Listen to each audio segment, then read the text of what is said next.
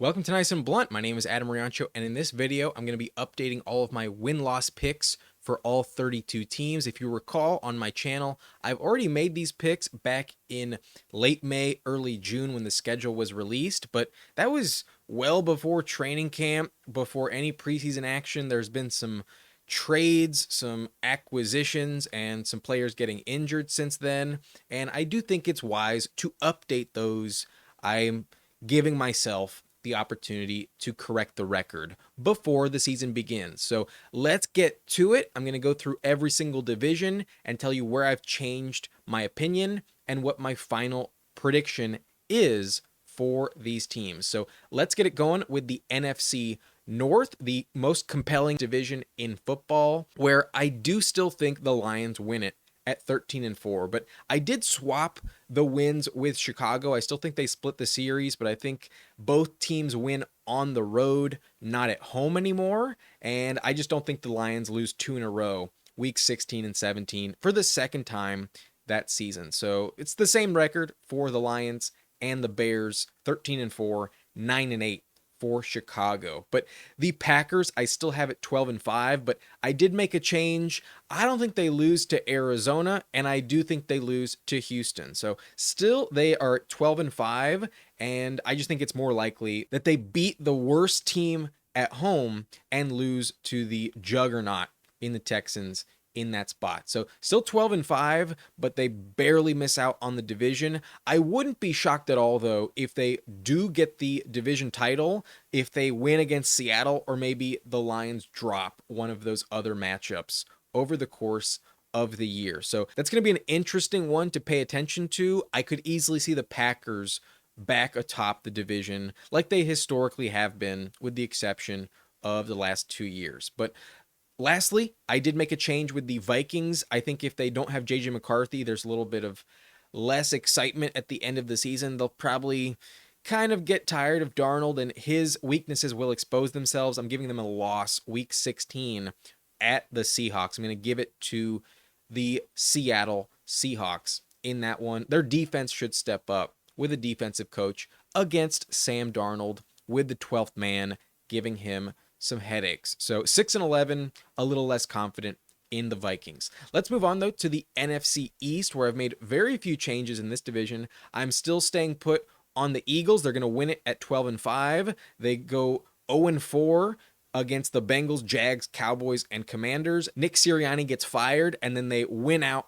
They are rolling once they bolster the head coaching spot with a combination of Fangio and Kellen Moore. I think Fangio will probably be the interim guy after that change. But I still see the same thing for the Giants. Going to be ass at 2-15. No excitement there whatsoever. But I've dropped a game for Washington. I think they lose to Pittsburgh. The Steelers are coming off a bye in that one, and it feels more likely that Mike Tomlin's defense gives the rookie some headaches. So 8-9, no longer 9-8, but I still think they figured out at the end of the year. The Commanders are going to be a really good team this season. I think their offense is going to be very fun to watch. But in terms of the Cowboys, I still have them losing that playoff spot. They're not going to win the division.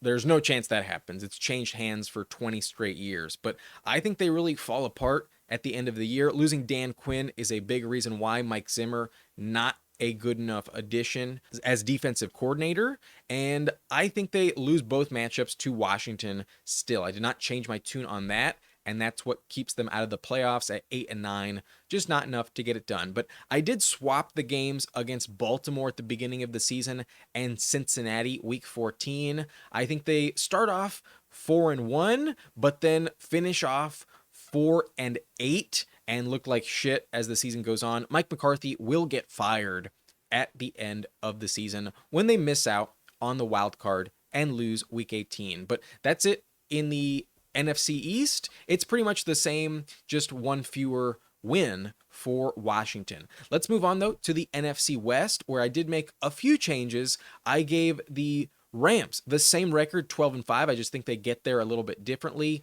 An L week 14 versus Buffalo, but I don't think they get upset in week 17. I do think they beat Arizona at home. I'm not going to give the Cardinals defense that much credit. And that's probably my biggest adjustment in this overall division. I think the Cardinals are not going to be as good. I'm giving them 2 more L's than previously. I was more optimistic, but they're not going to beat the Packers on the road. Their defense is just not good enough for that. And then they're also not going to beat Sean McVay and the Rams at the end of the season either, when the Rams are competing for playoff seeding. So 2 more L's, 6-11, less confident in Arizona. They'll be at the bottom of this division. But I'm a little bit more enticed with the Seahawks. Their defense is probably better than I gave it credit for. And while I don't trust the quarterback play, I think there's a lot too many sacks and turnovers for them to have a winning record. I think they will compete a little bit more than 5-12. So I gave them 2 more wins. One of them was an easy one against Sam Darnold and the Vikings week 16. I think that one's kind of obvious, but I do think they upset Miami in week 3, and the battle of Mike McDaniel versus Mike McDonald will go in favor of the home team. Give me Seattle in week 3 versus the Dolphins. They'll go 7-10, be a little more competitive, but not good enough for the playoff picture. Lastly, though, I did drop a game for the Niners. I'm giving them an L week 16 at Miami. I think the protege will get the upper hand over the mentor, Mike McDaniel, in Miami will get the win. And there's a world where they actually lose week 1 as well. There's a lot of offseason noise, a lot of weird vibes in San Francisco, and it wouldn't shock me entirely if Trent Williams held out for that week 1 game. I think they'll get it sorted out, though. I'm still going to take San Francisco in that one. So 10-7, a bit of a Super Bowl hangover. They're not as good as last year, but they're still definitely one of the better teams in the conference. They are a wild card team this year, as long as Brock Purdy stays healthy. But that's it for this division. 1 fewer win for the Niners, 2 more wins for the Seahawks, and 2 fewer wins for Arizona. I did swap the Seahawks and Cardinals in terms of where they finish in this division. But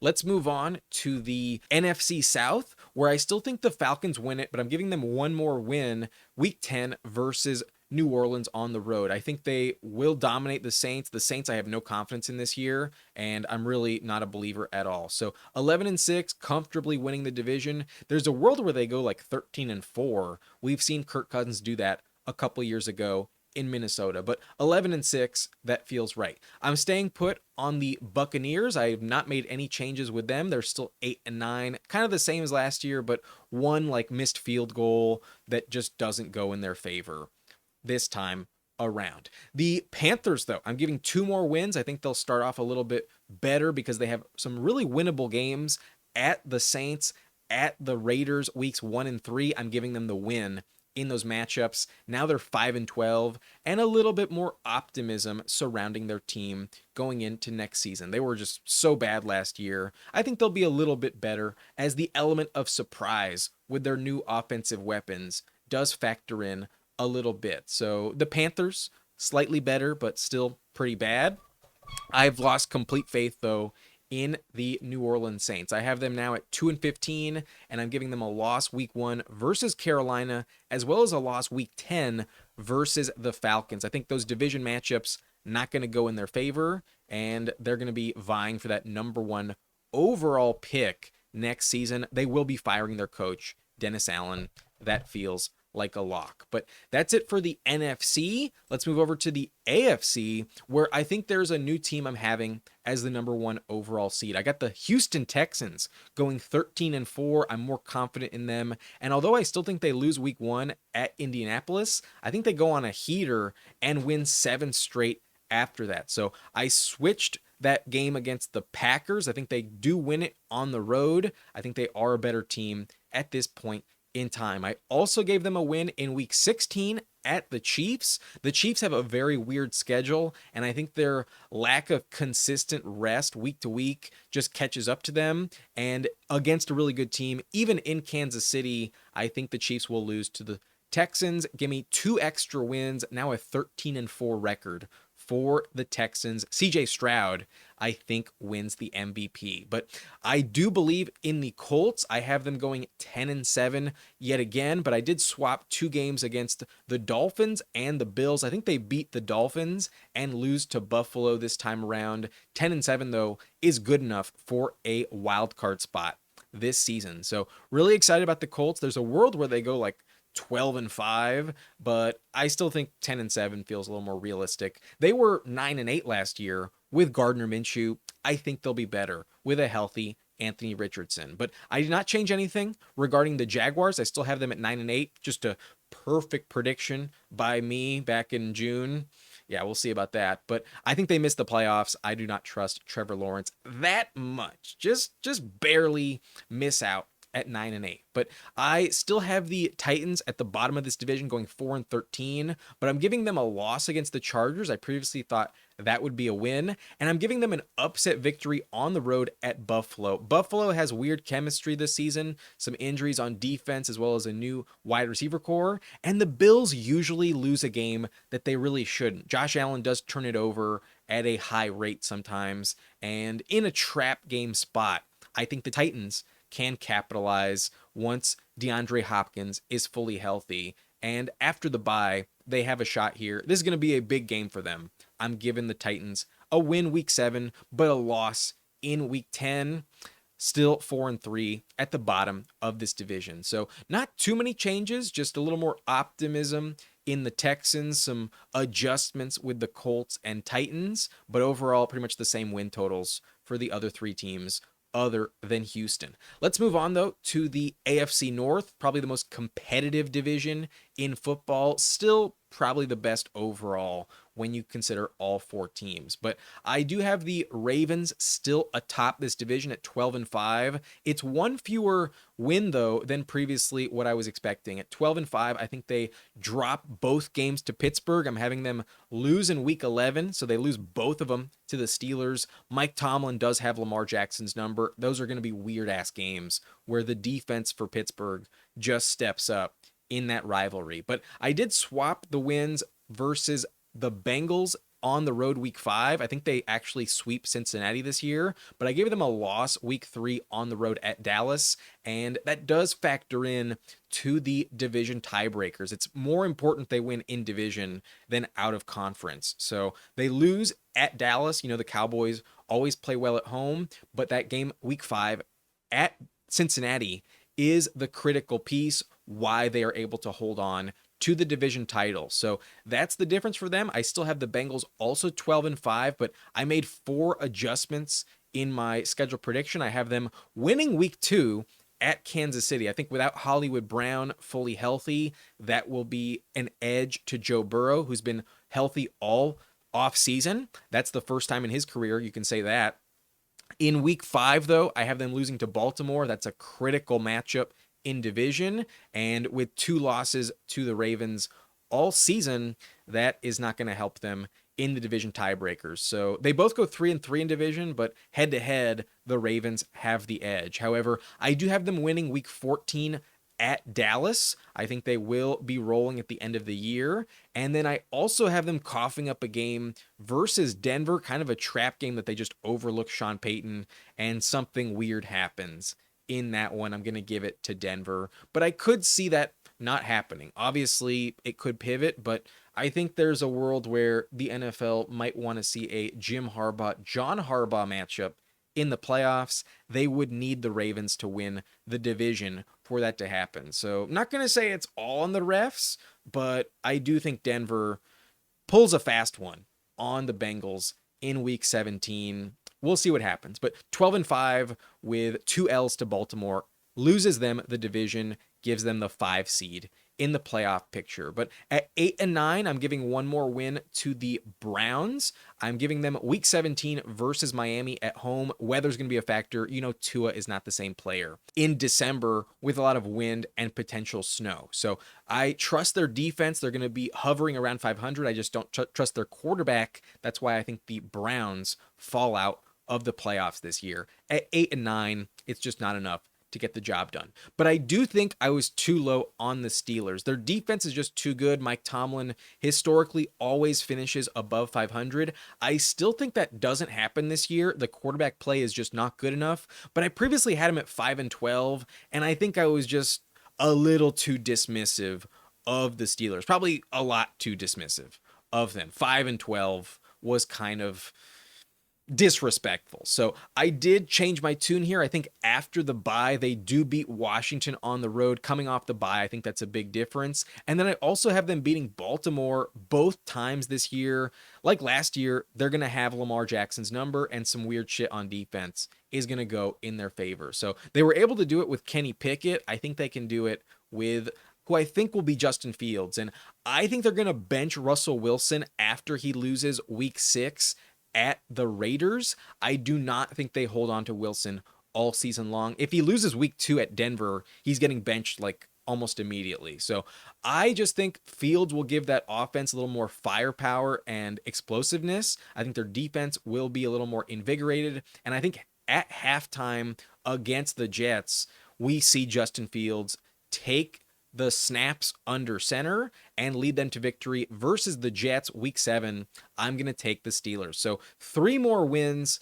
I was a little bit too dismissive of Mike Tomlin's track record, and I need to correct the record. 8-9, still a losing record. They're not going to get it done. Their schedule after that Commanders game is brutal. All division matchups, also with a road game at Philly and versus the Chiefs on Christmas Day.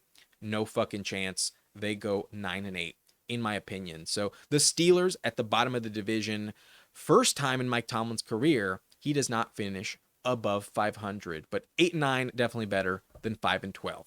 Let's move on, though, to the AFC West, where I have 2 fewer wins for the Chiefs. I think that Hollywood Brown injury is a big factor in week 2. Even though it's at home, I'm going to give it to Joe Burrow. He has won games in the regular season at Arrowhead in the past. So an L week 2. And then I also think they lose week 16 versus the Texans. The Texans are a really good team, and they have such a weird schedule. They play on every day except Tuesday this season. And this game is on Saturday. I think the lack of rest is going to bite them in the ass, and just finally the bill is going to come due, and they're just not going to be ready for that matchup. They're not going to be fully rested in that week 17 game against the Texans. So I'm giving it to Houston. A 12-5 record is still really good, though, and no one's going to want to face them in the playoffs. They were able to win some road games last year, and it'll probably happen again. The Chiefs are still a juggernaut, even at 12-5,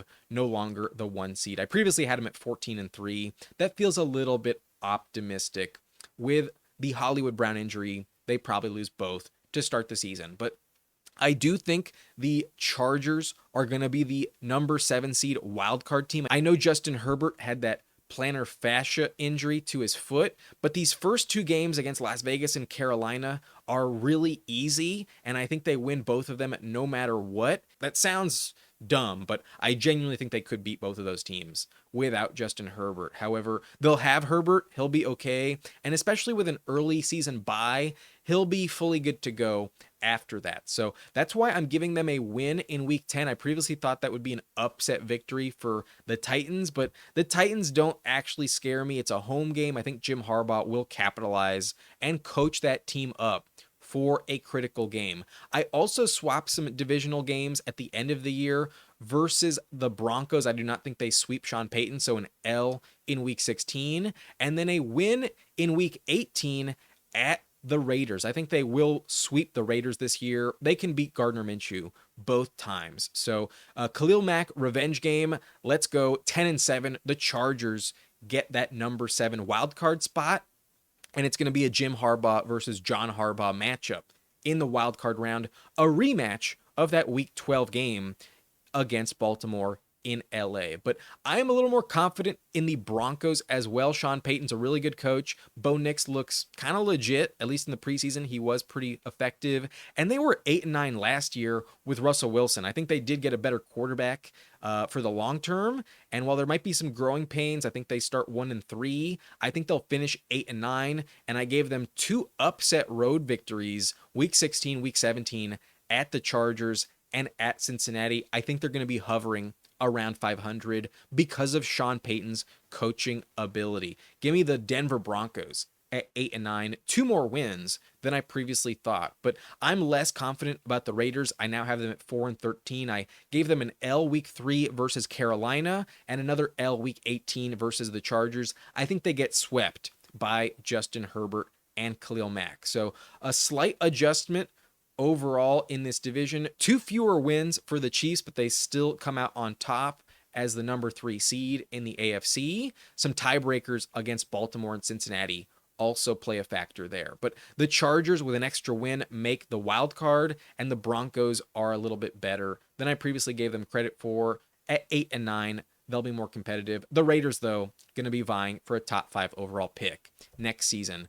Lastly, though, the last division I'll mention is the AFC East, where I still think the Bills win it at 11 and 6, but it's going to be a different path to get there. I think they lose in upset fashion week 7 versus the Titans, and that kicks them into high gear. They go on a 6-game win streak after that, and they do beat the Indianapolis Colts on the road. I previously had that as an L. I'm going to give it to Buffalo, even on the road. So that's pretty good. They're also going to win on the road at the Rams. I think they can get it done, but I'm giving them an L in division versus the Jets, week 17. The Jets, I think, will split the series. They're going to be desperate at that point, and they found a way to win last season, week 1, even without Aaron Rodgers. So I think they can win with Rodgers. Let's hope he stays healthy, but 11 and 6 is still good enough to win the division for Buffalo. They will be back in the playoffs for sure, but I'm less confident in the Miami Dolphins. I'm adjusting 4 of my picks. I'm giving them an L in week 3. I think they do lose on the road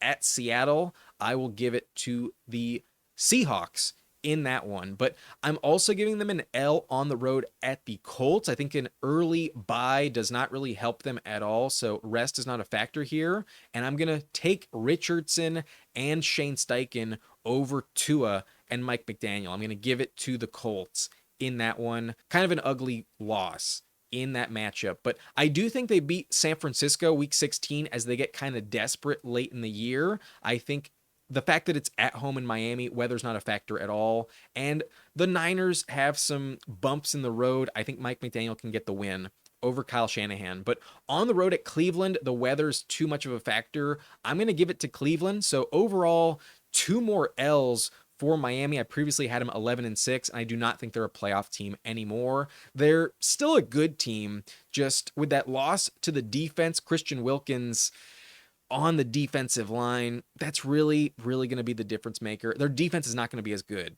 as it was last season. So 9 and 8, they do step back a little bit and miss the playoffs after paying Tua.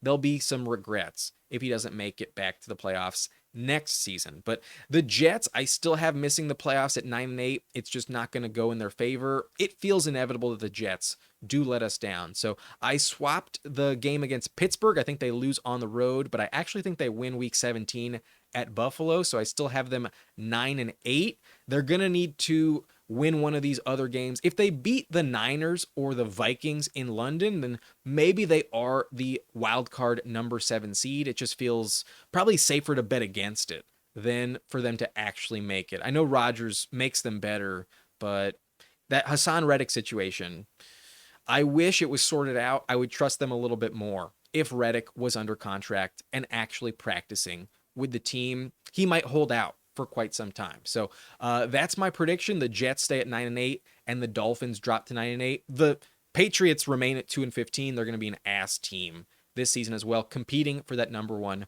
overall pick. We'll see what happens. But that's it for this video. If you enjoyed, then hit that like button, hit the subscribe button, ring the notification bell so you don't miss out on any of my other content. And now that I've updated all of these win-loss picks in its own video, look out for my Super Bowl prediction in an upcoming video over the next 2 days. I hope to see you there. I hope to see you over the course of the season, and it's going to be fun making win-loss picks all season long. I'll probably deviate as the weeks go by and my opinion does change, but don't hold me to those picks back in May. These are the ones that are official. This is how I see the NFL playing out in 2024. My name is Adam Riancho. Hope you enjoyed. I'll see you next time. Thank you for watching. Nice and blunt.